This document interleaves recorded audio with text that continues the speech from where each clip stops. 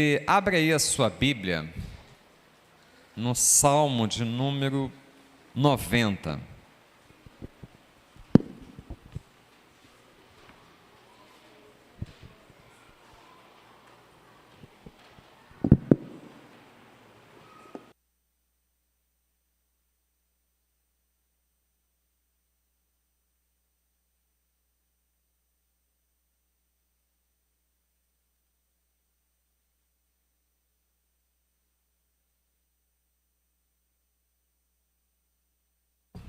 O livro de Romanos, ele tem uma doxologia no capítulo 8. Ele começa dizendo assim: ó profundidade das riquezas, tanto da sabedoria quanto do conhecimento de Deus. E ele finaliza dizendo assim: porque dele, por ele e para ele são todas as coisas. Você pode dar um glória a Deus?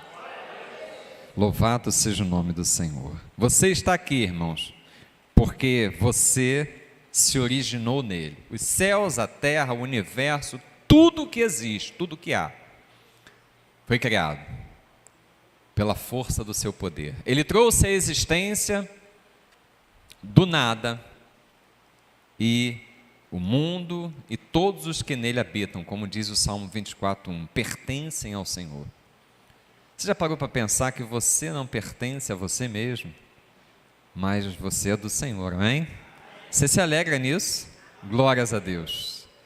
E nós somos dele, então, dele, por ele. Nós não só nos originamos nele, mas nos movemos nele. Nele existimos, nele nos movemos. A saúde que você tem, o trabalho que você tem, a família que você tem, tudo é dele, tudo é bênção dele, tudo acontece porque ele é Deus na sua vida. E aí a doxologia termina dizendo assim: para ele, porque nós temos um destino certo, nós somos parte da noiva, que vai fazer parte daquela grande celebração daquele casamento, e estaremos juntos com ele. Glórias a Deus! Dele, por ele e por meio dele, para ele. Glórias a ele.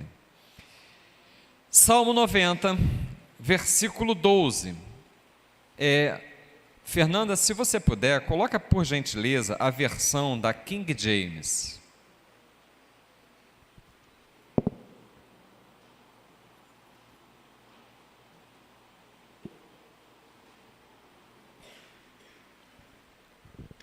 Nós vamos ler do versículo 12 até o versículo 17. Passou de 2 versículos, eu peço sempre socorro à igreja, para a gente ler naquela forma alternada, amém? Então vamos ler de forma alternada. Vou começar no versículo 12, a igreja lê o seguinte, a gente vai alternando até o final do capítulo. Sendo assim, ensina-nos, pois, a contar os nossos dias, a fim de que possamos alcançar um coração verdadeiramente sábio.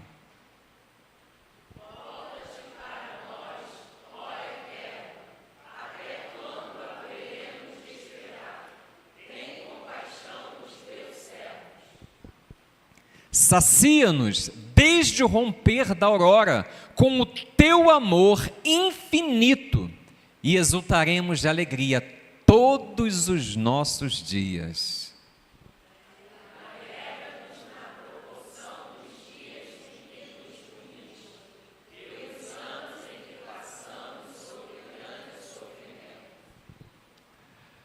Que as tuas realizações se manifestem aos teus servos e a teus filhos, a tua maravilhosa glória.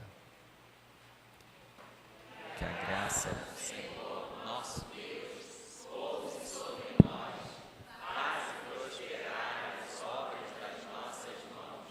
Sim, confirma a obra das nossas mãos. Glórias a Deus. Deixa a sua Bíblia aberta aí, feche os seus olhos, vamos falar com Deus. Ó Deus, Tu és grande, Pai, Tu és maravilhoso. E o Teu nome, Senhor, Ele é adorado, Ele é grande em toda a terra, Pai. Ó Deus, os céus são os céus que pertencem a Ti. Ó Deus, mares e oceanos ouvem a Tua voz com limites estabelecidos pelo poder da Tua palavra, Senhor. Nós nos alegramos em Ti e reconhecemos, ó Deus, a Tua grandiosidade, Senhor, como Tu és grande, Pai. Ó Deus, muito obrigado, porque Tu nos trouxeste a este lugar, esta noite, marcaste este encontro conosco. E ó Pai, nós queremos, não somente queremos, reconhecemos a nossa necessidade diante da nossa pequenez, de ouvir a Tua voz. Fala, Senhor, aos nossos corações. Nos dá, ó Deus, direção para as nossas vidas. Abre, ó Deus, o nosso entendimento, para que nós possamos, ó Deus, viver na Tua presença, ó Deus, testemunhando de quão grande és Tu, Pai, de quão maravilhoso és Tu, Pai, de quão bom tem sido para conosco, Pai. Em nome de Cristo Jesus, nós oramos. Amém e amém. E, ó Deus, na autoridade do Teu nome, Pai, como ministro Teu, eu repreendo todo espírito roubador da palavra, todo pensamento contrário, tudo aquilo, ó Deus, que é contrário à Tua vontade, caiam por terra em nome de Cristo Jesus. O povo que aqui está, Senhor, é livre para ouvir, para compreender, Senhor, e para viver em conformidade com a Tua santa e bendita palavra, em nome de Jesus. Amém e amém. Glórias a Deus.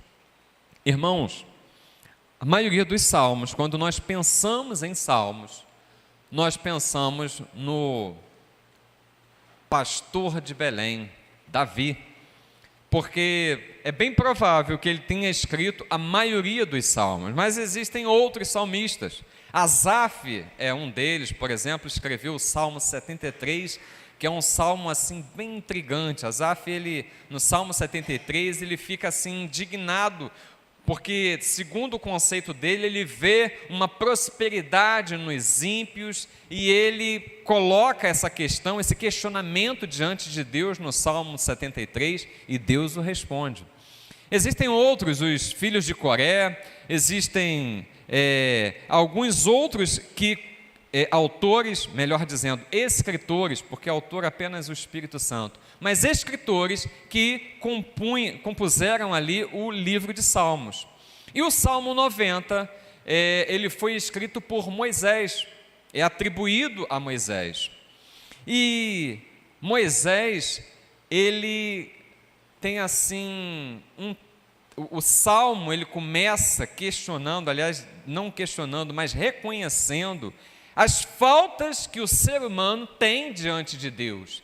E ele diz ali, versículos acima, quem pode subsistir, diante de Deus por conta das iniquidades, dos pecados, das faltas, que temos na vida.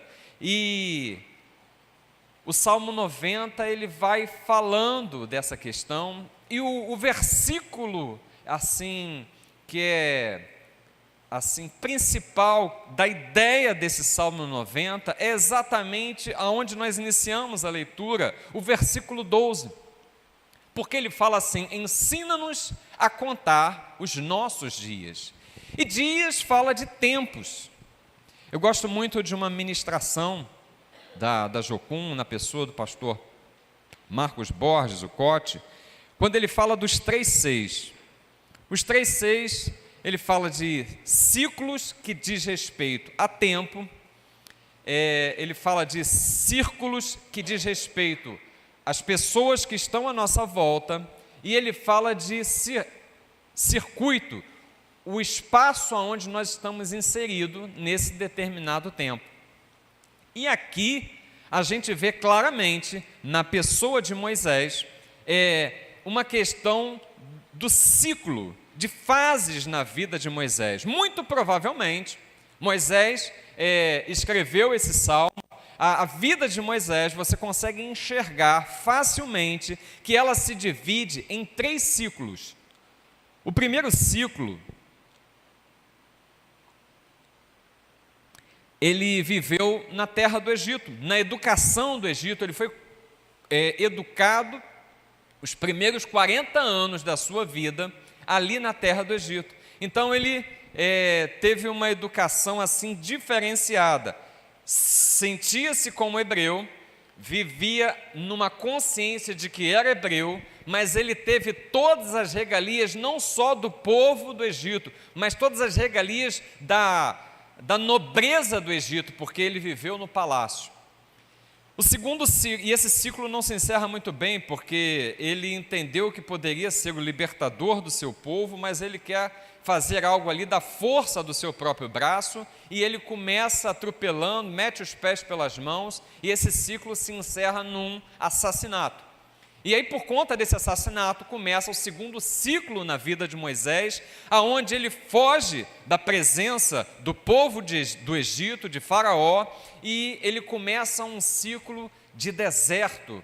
No deserto, ali junto ao povo de Midian, aonde ele tem a oportunidade de conhecer a sua esposa, tem a oportunidade de começar ali a sua família, e ele está ali vivendo no deserto, quando se inicia, depois de 40 anos, ali, junto ao povo de Midian, o terceiro ciclo da sua vida, que é quando Deus o encontra e se manifesta no meio daquela sarça ardente. E aí chama Moisés para algo que ele inicialmente fica ali tentando se esquivar, mas não tem jeito. Deus o chama, o convoca, ele aceita. Não sei se foi uma aceitação ou foi assim algo quase que... Mas ele decide ir ali atender ao chamado de Deus. Então esses 3 ciclos estão muito bem assim definidos na vida de Moisés. Então, provavelmente, ele escreveu esse livro, esse salmo, no seu terceiro ciclo, onde ele estava assim numa experiência, numa vibe, num relacionamento com Deus assim mais intenso e até mais esclarecido daquilo que era a vontade de Deus para a sua vida. E o versículo que nós colocamos como chave, ele começa falando de tempo, mas ele fala de uma questão do tempo relacionado à sabedoria. E ele coloca o seguinte: ensina-nos a contar os nossos dias, ciclos, com uma finalidade. Ele fala assim: a fim de que possamos alcançar um coração verdadeiramente sábio. Então, o tempo na sua vida e na minha vida, ele tem um objetivo. E Moisés identificou isso de uma forma tal. Ele falou assim: olha, eu preciso alcançar uma sabedoria no coração. É bom nesse momento nós identificarmos o que ele quer dizer quando ele fala um coração sábio. Porque coração, dentro dos nossos dias, ele está muito ligado à ideia de sentimentos e emoções. No entanto, alguns também chegam ao entendimento de que coração, para o judeu, para aqueles que escreveram o texto bíblico, tem a ver com entendimento, sede de um entendimento. Cria-se que no coração, a ciência não era tão desenvolvida à época, mas cria-se que no coração é que havia o entendimento. E aqui, quando ele fala de um coração sábio, nós podemos mesclar todo esse entendimento de sentimentos, ou sabedoria intelectual, emoções. A verdade é que, de uma forma, bem objetiva, Moisés estava pedindo discernimento.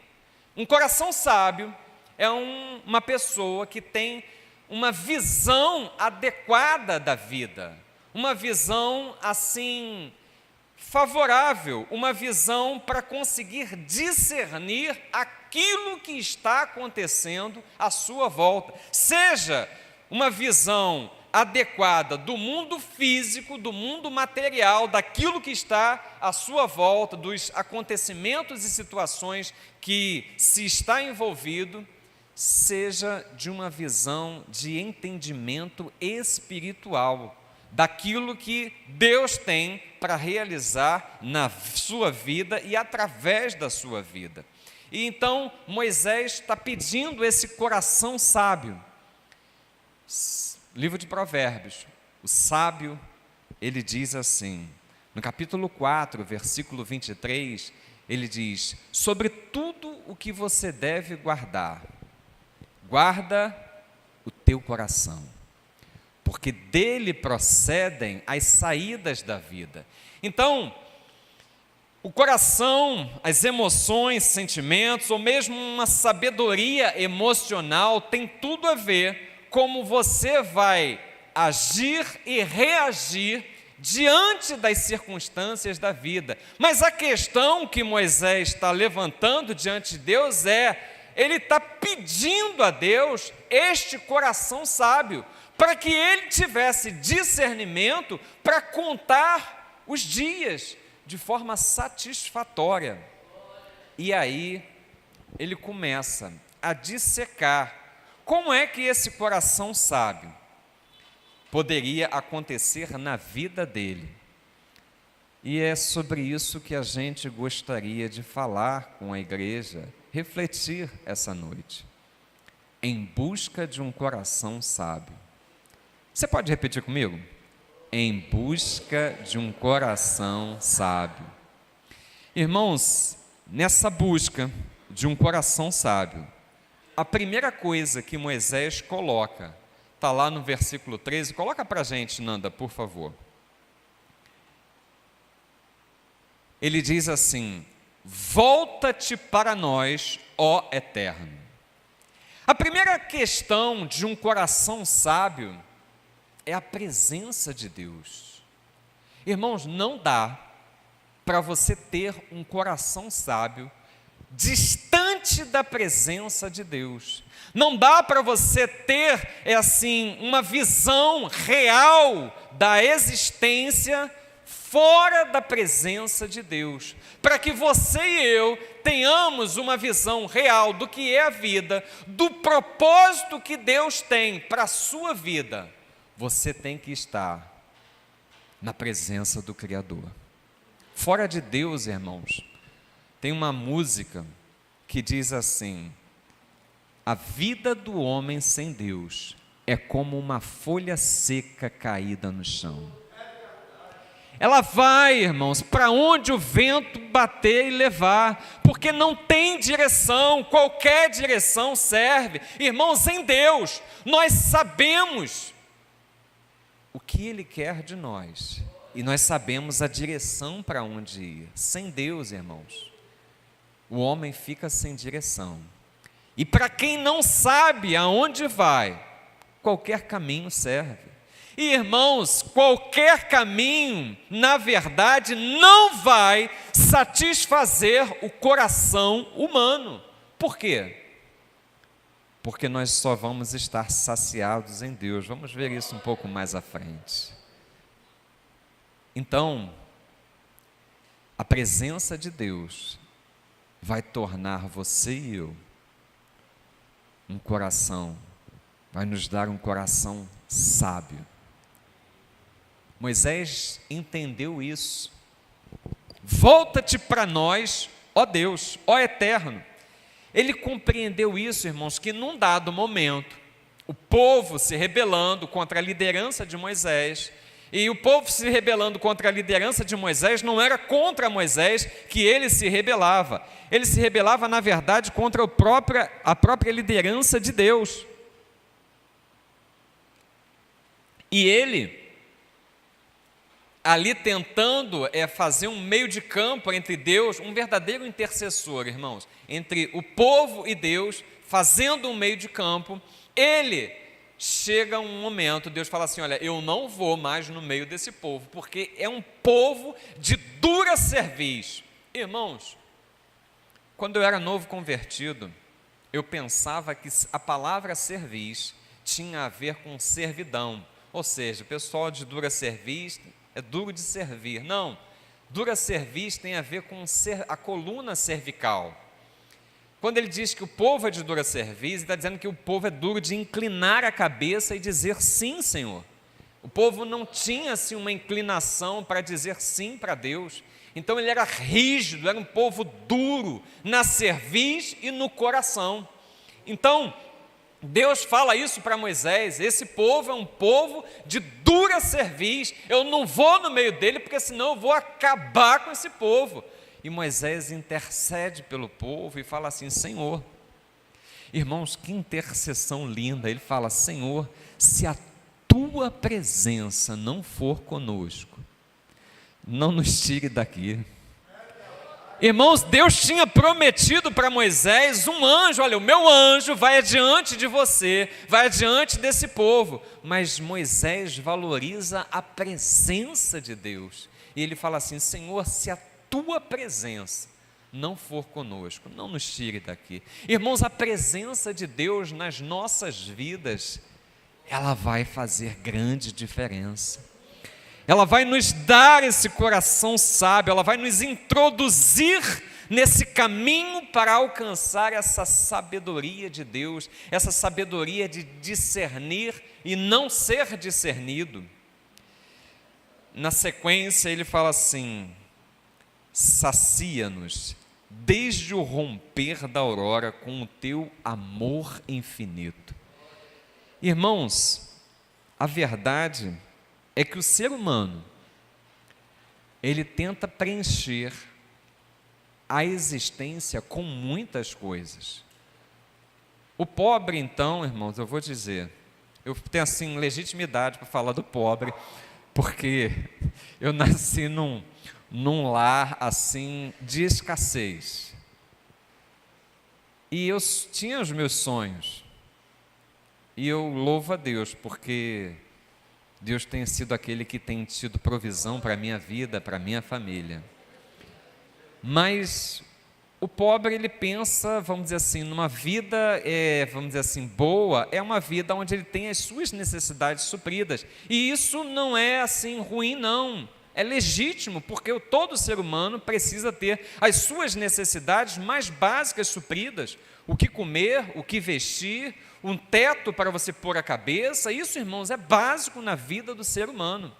Mas isso me lembra muito uma música de um... Irmãos, eu acho que essa música eu não era nem convertido. Talvez alguns lembrem, talvez uns não tenham, nunca tenham ouvido falar. A letra da música diz assim: você pode ter a casa repleta de amigos, ter um carro do último tipo e andar conforme der na cabeça.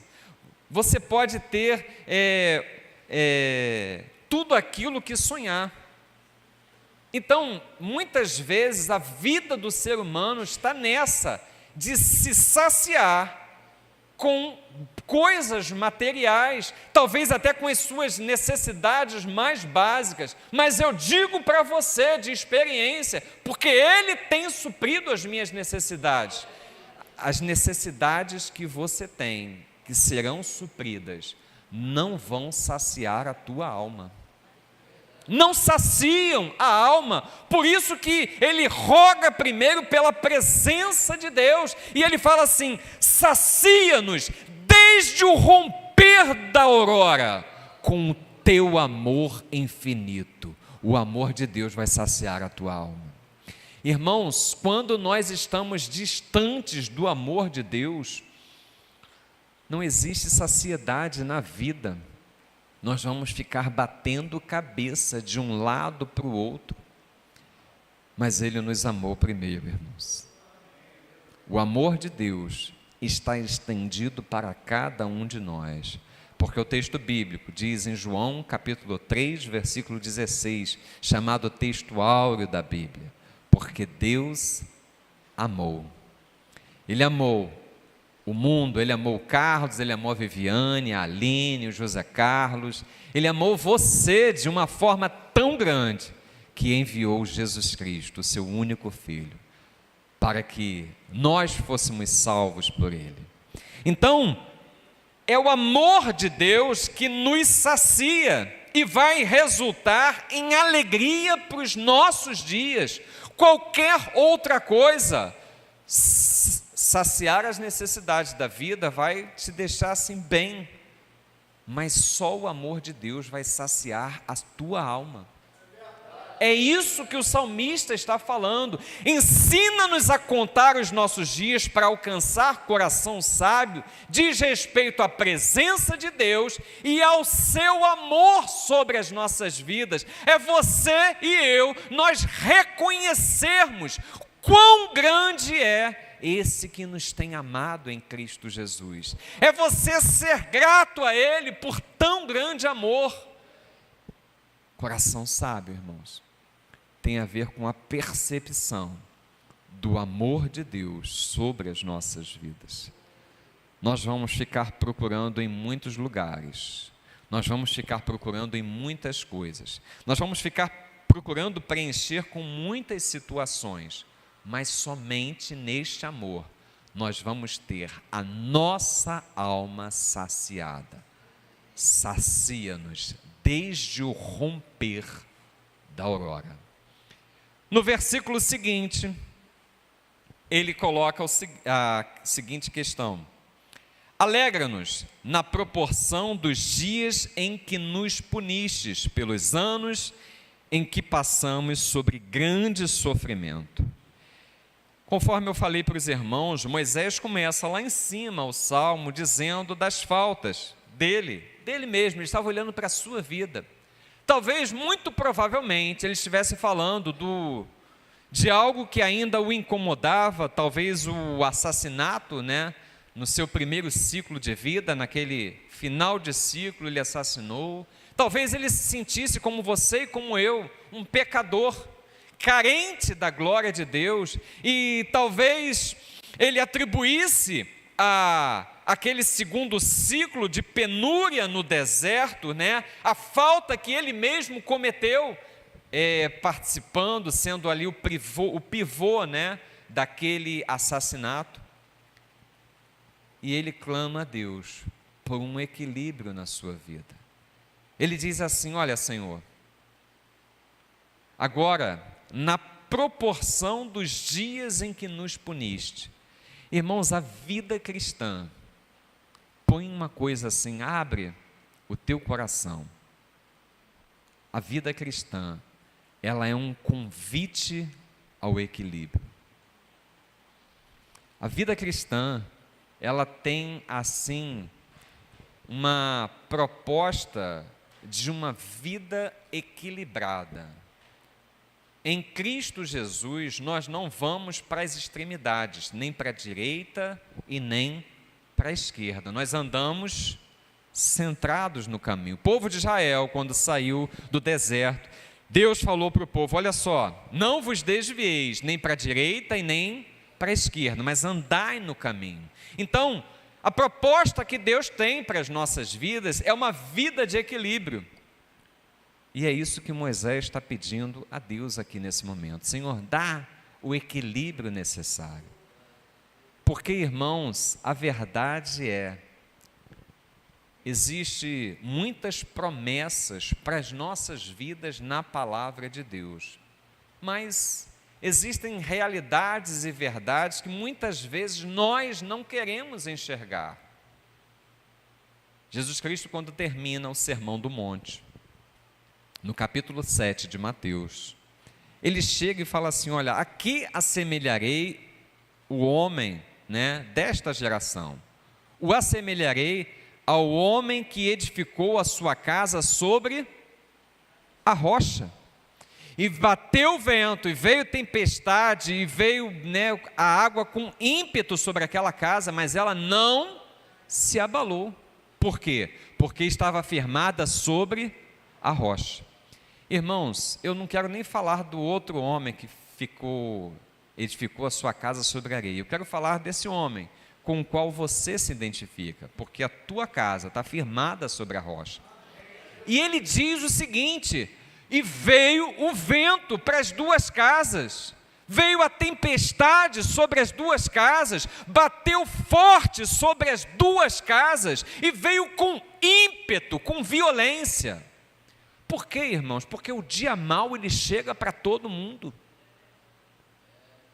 Mas o que o salmista, Moisés, está dizendo aqui nesse momento, ele fala assim: Senhor, nos dá o refrigério, nos dá o equilíbrio para vivermos dando louvor e glórias ao Teu nome. Nos dá um coração sábio, numa vida equilibrada. Jesus Cristo mesmo falou o seguinte: olha, talvez você não tenha prestado atenção. Ele falou assim: no mundo tereis aflições. Você pode considerar como uma promessa? É isso, irmão. Por quê? Porque ele também fala o seguinte: o sol que nasce, nasce para justos e injustos. A chuva que cai, que está descendo lá fora, é para justos e injustos. A diferença entre o santo e o profano, entre aquele que tem o temor de Deus no seu coração e aquele que não tem, é porque você que foi justificado pelo sangue derramado na cruz do Calvário, você vai ter a presença do Deus de Israel com você em todos os dias da sua vida. Na grande comissão ele falou assim: e eis que estou convosco todos os dias. Essa é a grande diferença. O dia da tribulação, o dia da adversidade pode chegar, mas você vai estar guardado e protegido por Ele, porque aquele que te guarda, Ele não dorme. Ele não dorme, aquele que te guarda não tosquenejará, ele não dormitará, porque ele é o guarda de Israel sobre a tua vida. Alegra-nos na proporção dos dias em que fomos afligidos, em proporção aos anos que passamos grandes sofrimentos. Equilíbrio. Um coração equilibrado, irmãos, é um coração sábio. No verso seguinte, ele fala assim: que as tuas realizações manifestem aos teus servos e a teus filhos a tua glória. Irmãos, é muito importante você e eu entendermos que um coração sábio, que vai ter assim entendimento para contar com sabedoria e percepção os dias vividos aqui nesta terra. Irmãos, e nós estamos falando dos dias vividos nesta terra, porque nós temos a eternidade para passar com Ele, amém? João, o evangelista, João, o apóstolo, ele fala assim: aquele que tem o Filho tem a vida. Então você não vai ter a vida eterna quando Jesus voltar e você ser transformado, ou quando você partir, dormir o sono. Não, a morte, Você já tem a vida eterna. Você já tem a vida eterna. E isso é maravilhoso, irmãos. Nós podemos provar das bênçãos da eternidade nesta terra. Nós podemos usufruir, das bênçãos celestiais. Efésios capítulo 1, ele fala assim, toda sorte de bênçãos espirituais nas regiões celestiais, porque você tem a vida eterna em Cristo Jesus. Então, nós precisamos entender essa questão. E ele fala assim: que as tuas realizações se manifestem aos teus servos. Irmãos, ele está dizendo que Deus tem obras a fazer na vida de cada um de nós. E é interessante nós entendermos que a parte de Deus é a que não falha. Ele está sempre fazendo a parte dele. Mas muitas vezes nós pecamos, os nossos corações estão encobertos, nossos olhos estão assim, com uma espécie de cegueira espiritual para entender e discernir aquilo que Deus está realizando nas nossas vidas. Então Moisés chega e fala assim, que as tuas realizações se manifestem. Eu lembro de Agar, a serva egípcia de Abraão. Irmãos, Agar, ela tinha um problema de visão sério. Porque diz o texto bíblico que Agar, Abraão, orientado por Deus, exigido por Sara, mas pesou o coração de Abraão e Deus o orientou, olha, pode atender o pedido de Sara, mulher de Abraão. Coloca a serva egípcia para fora, juntamente com o filho dela. Mas eu vou ser com eles, farei deles, desse teu descendente também uma nação. E Agar coloca a egípcia para fora, juntamente com o filho, diante da palavra de Deus. E diz o texto bíblico que ele colocou uma porção de água, um suprimento de água para eles, e acabado o suprimento de água, Agar não quis ver o menino falecer, perecer, e ela deixou o menino sentado à distância de um tiro de pedra, e ficou ali chorando, temerosa daquilo que estava por acontecer. Mas o texto bíblico diz que Deus ouviu o choro do menino. E fala, o anjo começa a conversar ali com Agar, Agar. E ela fala assim, sim, Senhor, quem és tu? E aí ele começa ali a dialogar. No final daquele diálogo, o texto diz que Agar viu um oásis, uma fonte de água ali perto dela. Irmãos, não dava para caminhar no deserto sem água. A água já tinha acabado, o suprimento que Abraão tinha dado já tinha acabado, mas ela enxerga uma fonte de água. Irmãos, eu pergunto para vocês, o texto está dizendo que Deus fez ali naquele momento uma fonte de água? Não. Ele está dizendo que depois de conversar com Deus, com o anjo do Senhor, Agar, ela consegue enxergar a fonte de água.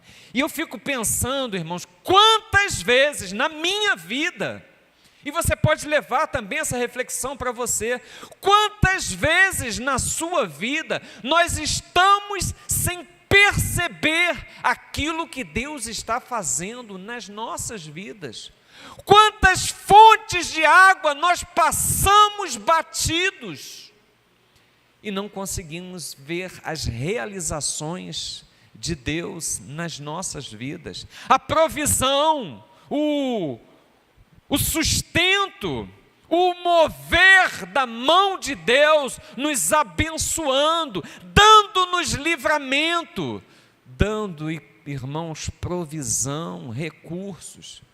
Quantas vezes nós estamos com uma verdadeira cegueira espiritual, porque não conseguimos enxergar as realizações de Deus. Mas a oração de Moisés é a seguinte: que elas se manifestem, Senhor, que eu consiga ver, que nós consigamos ver e através disso, venhamos a dar glórias ao Teu nome. Que as Tuas maravilhas sejam manifestas. Irmãos, nós precisamos de uma visão espiritual.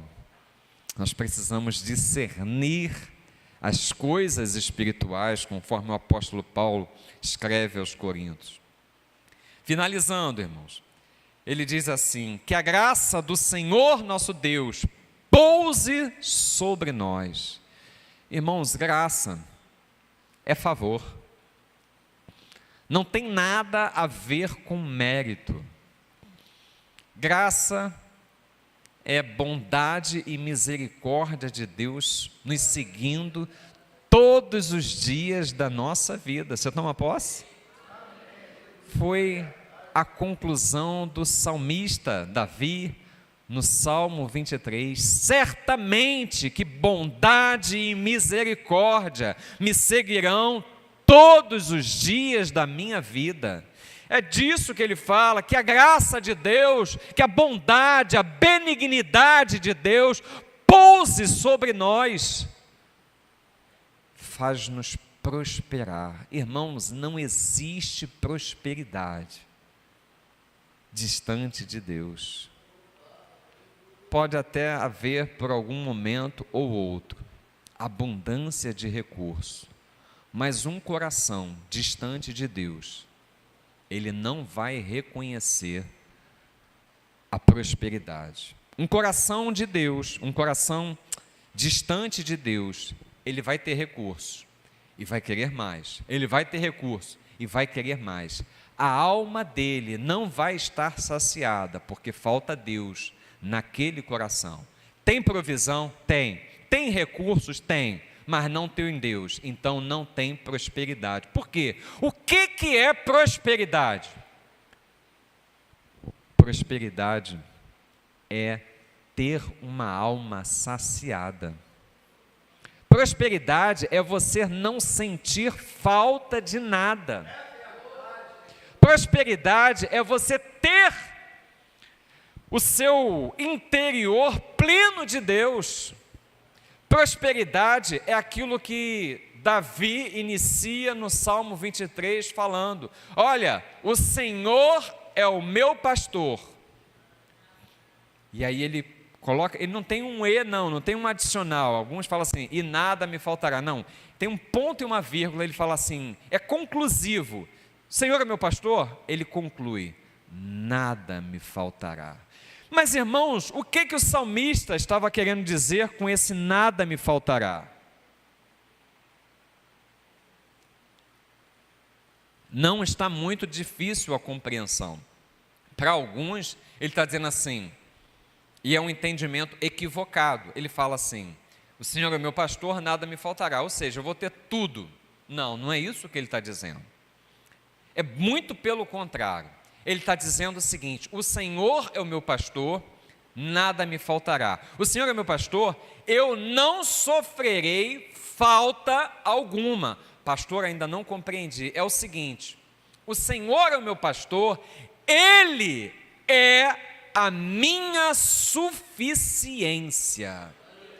Então eu não tenho, sei lá, um carro do ano, eu não tenho uma casa, dos meus sonhos, mas isso não vai me fazer falta. Por quê? Porque Ele é a minha suficiência. Irmãos, isso é prosperidade. Quando o Deus de Israel, o Criador dos céus e da terra, Ele é a nossa suficiência. Então, que a graça de Deus seja sobre as nossas vidas, pouse sobre nós, e nós vivamos reconhecendo esta suficiência de Deus sobre as nossas vidas, para que nós vivamos dias de prosperidade sobre esta terra. Irmãos, não vai te faltar.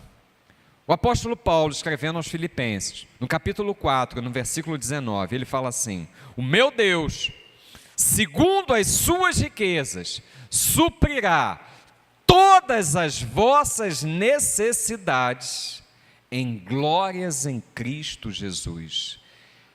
Existe uma promessa, irmãos, de que a tua necessidade vai ser suprida por Ele. Existe uma promessa de que você não vai passar necessidade. O salmista, ele diz assim: fui moço, fui jovem, agora estou avançada a idade, mas nunca vi o justo desamparado, nem a sua descendência a mendigar o pão. Isso é promessa para a tua vida, irmãos. Está querendo dizer que Ele é a tua suficiência, Ele é a tua prosperidade, Ele é a tua provisão, Ele tem suprimento para a tua vida. E se você não estiver contente ainda com bastando Ele suprir as tuas necessidades, Ele fala assim: agrada-te do Senhor, e Ele atenderá os desejos do teu coração. Agora nós não estamos falando mais de necessidade, nós estamos falando de desejos do coração. Irmão, você vai além, isso é um nível. O suprir a necessidade está aqui. Atender aos desejos do coração é um outro nível que eu e você temos para andar com Deus, amém? Mas existe promessa de prosperidade para a sua vida, para a minha vida. Então, faze prosperar as obras das nossas mãos. Sim, confirma a obra das nossas mãos. Irmãos, a obra das nossas mãos, elas serão confirmadas. Amém? Coração sábio, irmãos, ensina-nos a contar os nossos dias de tal maneira, de uma forma tal, para que, qual é o objetivo? Alcançarmos corações verdadeiramente sábios. Um coração sábio, para a gente finalizar essa pequena meditação, é um coração ensinável. E isso é muito importante que você e eu, nós aprendamos. Coloca para a gente, Nanda, o Salmo 40, versículo 17. O Salmo 40 é o Salmo da expectativa, da espera, né? O salmista começa ele dizendo assim: esperei com paciência no Senhor, e Ele se inclinou para mim, ouviu o meu clamor, colocou os meus pés sobre a rocha, tirou-me do charco de lamaçal. Lindo. Mas no versículo 17, ele diz assim: quanto a mim, sou pobre e necessitado. Irmãos, vocês sabem que o Salmo 40 foi escrito por Davi. Davi quem foi? Foi o grande estadista e rei de Israel. Esse homem que teve assim diversas experiências com Deus. Diante dos seus escritos nós temos assim profundos tratados teológicos assim rebuscados. Esse homem, ele olha para si mesmo e reconhece a sua pequenez. O coração de Davi não era um coração altivo, era um coração humilde na presença de Deus. Porque mesmo sendo rei em Israel, mesmo tendo a maior abastança, irmãos, o tesouro que Davi tinha, o tesouro que Davi dedicou à construção do templo, que foi suntuoso o templo construído por Salomão, seu filho, você fica assim abismado, pasmo. E aí ele chega e pronuncia neste salmo: eu sou pobre e necessitado. Pobre porque careço da presença de Deus. Necessitado porque careço das manifestações, das realizações de Deus na minha vida. Agora, olha, contrariamente, o que Jesus Cristo fala para uma das 7 igrejas de Apocalipse, no capítulo 3, no versículo 17. Coloca para a gente, Nanda, por gentileza. Apocalipse 3,17, ele aconselha a igreja a que busque da parte de Deus verdadeiro tesouro. E ainda dizes: estou rico, conquistei muitas riquezas e não preciso de mais nada, contudo não reconheces que és miserável, digno de compaixão, pobre, cego e que estás nu. Irmãos, que dureza ouvir esse discurso. Laodiceia ouviu esse discurso. A igreja de Laodiceia ouviu. E ouviu porque estava morna. Irmãos, é interessante a gente observar que uma pessoa morna, uma igreja morna, não é uma igreja fria que está se tornando quente. É ao contrário. É alguém que um dia já teve o calor da presença do Espírito Santo de Deus, mas que abandonou as primeiras obras, se afastou daquilo que é a vontade de Deus para a sua vida e se tornou morna, foi esfriando. E a recomendação, a orientação de Deus para a vida da igreja não é nada fácil de ouvir, porque Ele fala: estou a ponto de vomitar-te. Mas por quê? Porque no seu coração, Laodiceia se achava grande coisa. E esse, irmãos, foi o pecado dos fariseus, dos principais da sinagoga. Coloca para a gente, João capítulo 9, versículo 41. Por favor, Fernanda. Jesus vai dialogar, depois que ele cura um cego de nascença, ele vai dialogar ali com os fariseus, com os principais da sinagoga, e vai mandar esse recado para eles. Fala assim: olha só, afirmou-lhes Jesus: se vocês fossem cegos, não seríeis culpados, mas uma vez que alegais, nós vemos, por essa razão, o pecado persiste dentro de vós. Irmãos, um coração sábio é um coração, antes de tudo, ensinável. Laodiceia, ela achava que já tinha tudo. Os principais da sinagoga, eles persistiam em pecado, porque achavam que já tinham tudo. Pastor, mas o que o senhor está querendo dizer com isso? Eu estou querendo dizer, irmãos, que nós somos como um recipiente de água. Você consegue encher um recipiente que já está cheio? Não. Ele só vai ali, de repente, transbordar. Então, para que você e eu, nós possamos aprender de Deus, nós precisamos nos esvaziar dos nossos próprios conceitos. Um coração sábio só vai ser alcançado por você e por mim, quando nós tivermos esta consciência do quanto nós carecemos de aprender de Deus. Irmãos, talvez alguns de vocês possam pensar, se não está aqui diante de nós, o pastor da nossa igreja. Irmãos, é um homem, é falho como qualquer outro ser humano, carente da graça de Deus, carente de aprender mais e mais de Deus. A verdade é que eu olho para a minha vida, irmão, sem falsa modéstia, é que vejo o quanto eu ainda preciso aprender a enxergar as coisas do reino de Deus. Eu e você precisamos olhar assim, porque se nós, tal como os fariseus, os saduceus, os principais da sinagoga, dissermos, nós sabemos, nós vamos estar fechados para o conhecimento que Deus tem para as nossas vidas.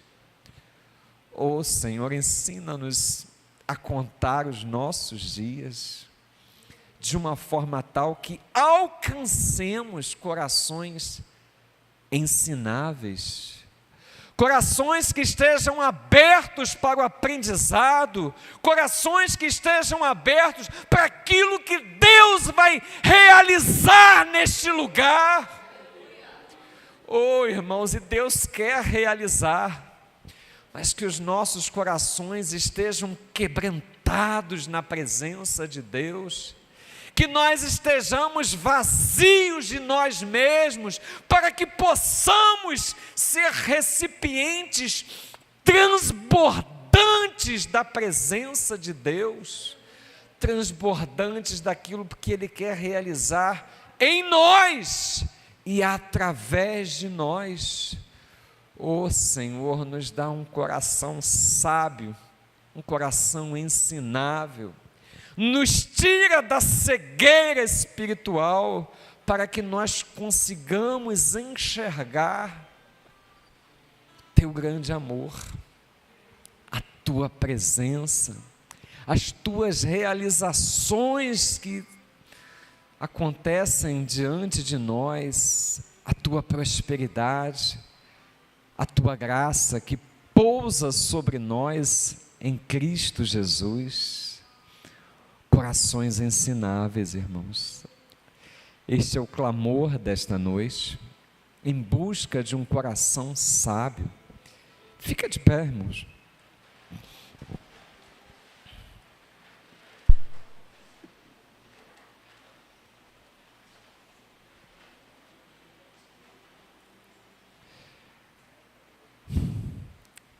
Eu creio que o Espírito Santo,